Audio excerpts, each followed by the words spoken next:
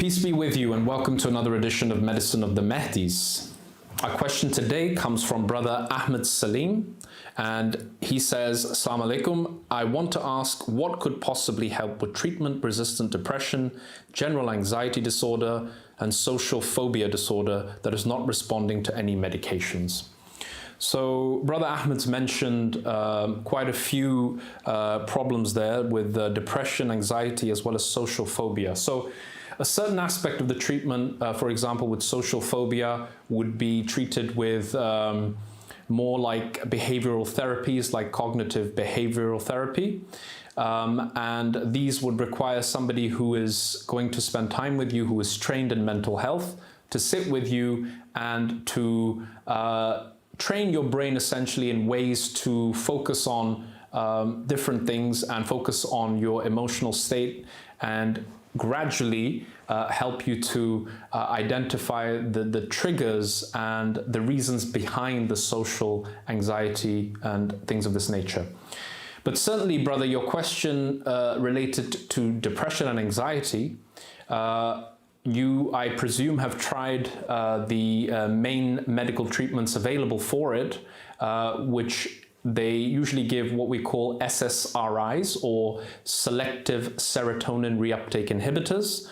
And these medicines are purported to increase serotonin level in the brain, which is a neurotransmitter and is associated with feelings of elevated mood, with well-being, and it is believed to help with depression. If you have tried this and you haven't had any luck, then you're in luck today, because today we're going to talk about a natural treatment for depression in particular, but it also helps with anxiety, and that is the amazing spice saffron. Saffron has been used for thousands and thousands of years in various civilizations for its medicinal and health-promoting activities. It is an expensive spice, so it's not used so much for that reason, but you can get it, 1 pound of saffron, for example, can cost between 500 to 5,000 US dollars, depending on the quality of the flowers and the extraction methods. You can get it quite, fairly priced on some websites. Amazon have good deals on saffron. So I would really make saffron a regular fixture in your medicine cabinet, because saffron has been studied for many decades now, and we have studies going back over 20 years that show its comparison head-to-head with a very, very popular SSRI tablet for depression called fluoxetine. And we've had many, many randomized controlled trials, over 20, in fact, that have shown a comparison head-to-head between saffron and fluoxetine, the main kind of SSRI we give, as well as citalopram, and the effects of it afterwards. And all of these studies have pretty much shown that saffron is as effective as these SSRIs without causing the side effects. One of the main side effects of antidepressants, which causes people to stop taking them, for example, is loss in libido, and this can obviously affect relationships. But saffron actually does the opposite. It improves libido. It doesn't have the same side effect profile, while at the same time improving mood, enhancing memory.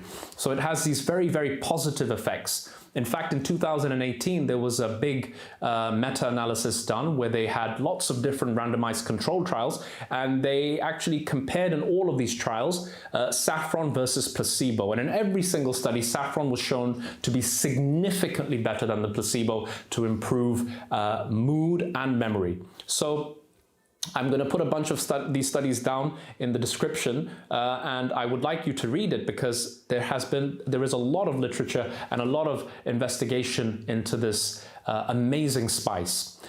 So I think everybody who is having depression should definitely consider saffron in their regular supplements. And with saffron, you can have it. You can have a very small quantity. So in the clinical trials, they were using 30 milligrams of saffron, which doesn't sound like a lot, but it packs quite a punch.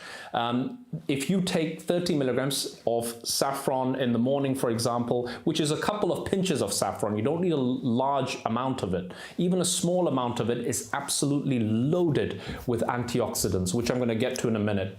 But you take a small amount. You can do it first thing in the morning, where you mix it with some boiling water and you make sure that you press it down so that you can get all of the good stuff out of the saffron. And it very quickly actually the water begins to turn this beautiful yellowish color, and the smell of it also has aromatherapy effects. So for example, there was a study done that showed that just smelling of saffron can actually reduce your blood cortisol levels, and cortisol is one of the best known kind of stress hormones. So just the smell of it is going to have a benefit for you.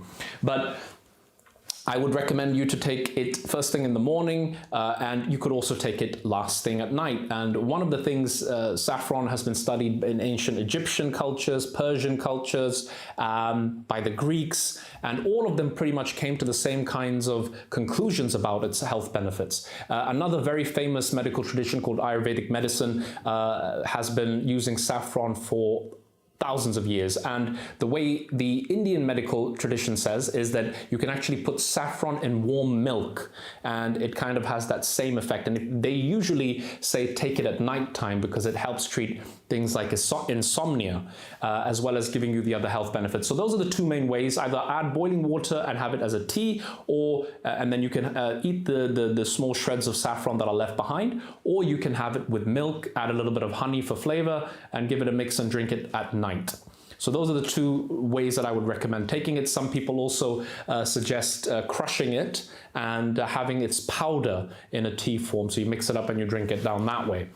The next main thing about saffron that I wanted to talk about was its very well studied antioxidant effects. So it's a very powerful antioxidant. In fact, it's got this amazing blend of antioxidants, which what is an antioxidant? It's basically something that that sort of stops free radicals, which are basically unstable atoms from damaging cells and DNA.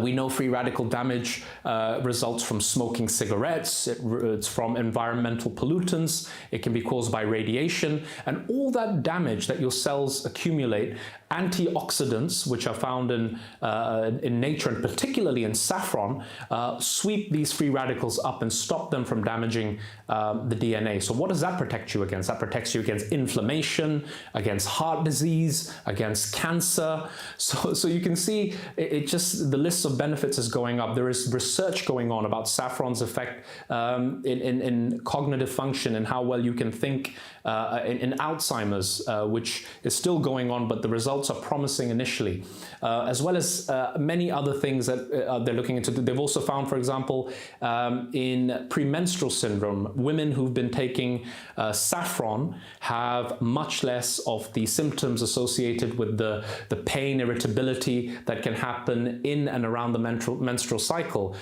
headaches and things like this. And this is another very well-studied use of saffron. So overall, I want you to really give this a try and see after 3 to 4 weeks how you feel. If you're not getting results with saffron once a day, then increase it to twice a day, morning and bed, and have it as a saffron tea with warm milk or with hot water, boiling water, make a tea out of it, and then see if this helps you. This would be my recommendation for anybody who is struggling with depression, or anybody who has been taking antidepressants like the SSRIs I mentioned and having the long list of side effects from it. Why don't you try saffron and message me back and tell me about the results. Thank you for joining me today.